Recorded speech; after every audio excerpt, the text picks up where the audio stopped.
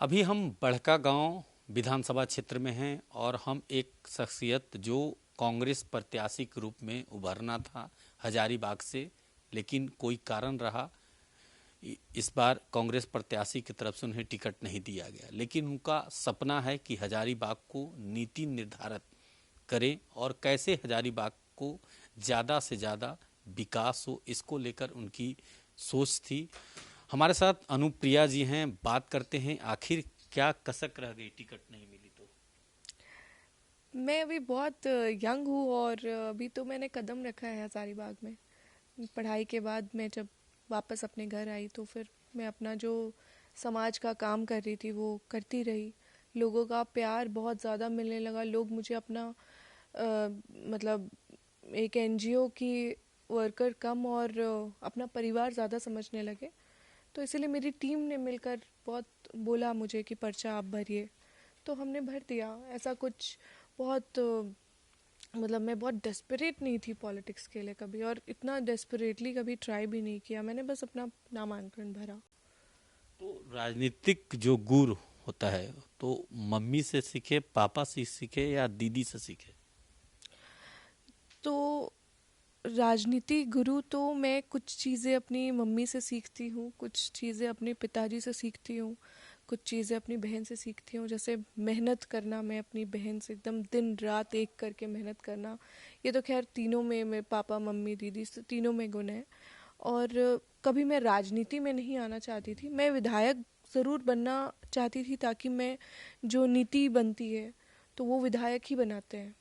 तो मैं चाहती थी कि नीति के द्वारा मैं हज़ारीबाग में कुछ परिवर्तन ला सकूं। तो इसीलिए मैंने अपना दे दिया दावेदारी। लेकिन ठीक है, मैं काम देखिए, एनजीओ वर्कर के लिए फ्री हैंड होता है, वो लोग को कोई लिमिटेशन नहीं होता है। तो ठीक है, मेरी उम्र ही क्या है, मैं तो अभी बहुत कुछ कर सकती हूँ। मैं बहुत यंग हूँ और अभी बहुत काम करूँगी। अभी अभी तो 2-4 दिन से बस मैं अपनी सिस्टर के कैंपेनिंग में थोड़ा बिजी हूँ, वरना मैं अभी हज़ारीबाग में भी काम करूँगी। अभी जस्ट 4-5 दिन के बाद मैं जाऊँगी वहाँ।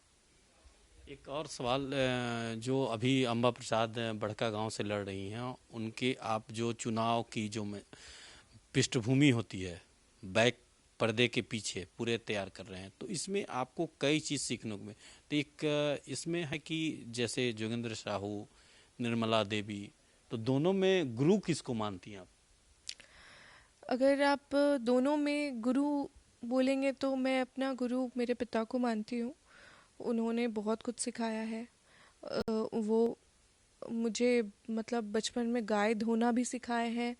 तो अगर मुझे अच्छा अच्छा बिस्तर भी दिए कि बेटा ये तुम्हारा रूम है, तो अच्छा खटिया में भी सोने के लिए सिखाए हैं। ऐसा कभी बहुत ग्राउंडेड रहना सिखाया है बचपन से।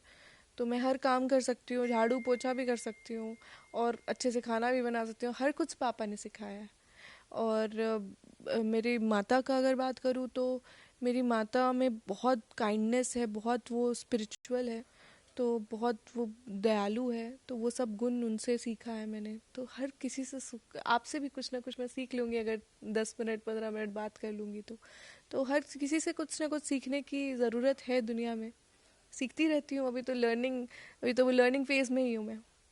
अभी बड़का गांव में चुनाव का माहौल है, आप चुनाव प्रचार पर्दे के पीछे आप फ्रंट पर कर रही हैं, पूरी व्यवस्था कर रही हैं, तो क्या लगता है कि दीदी जो चुनाव प्रचार कर रही है, क्या अब और क्या स्थिति रहेगा?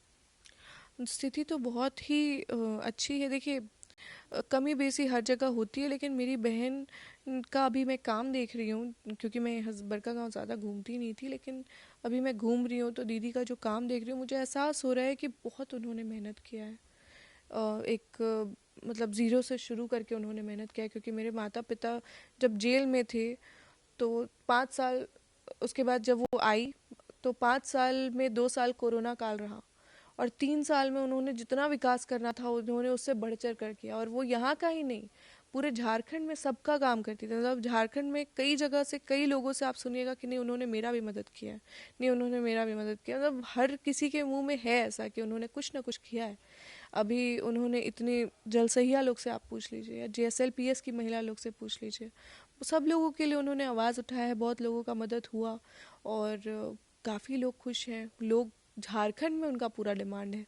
बड़कागांव में तो है ही। बड़कागांव को ऐसा विधायक मिलना और मुझे ऐसी बहन मिलना एक सौभाग्य की बात है। इनका देखिए साफ कहना है कि हम अपने पिता जोगेंद्र साहू को गुरु मानते हैं।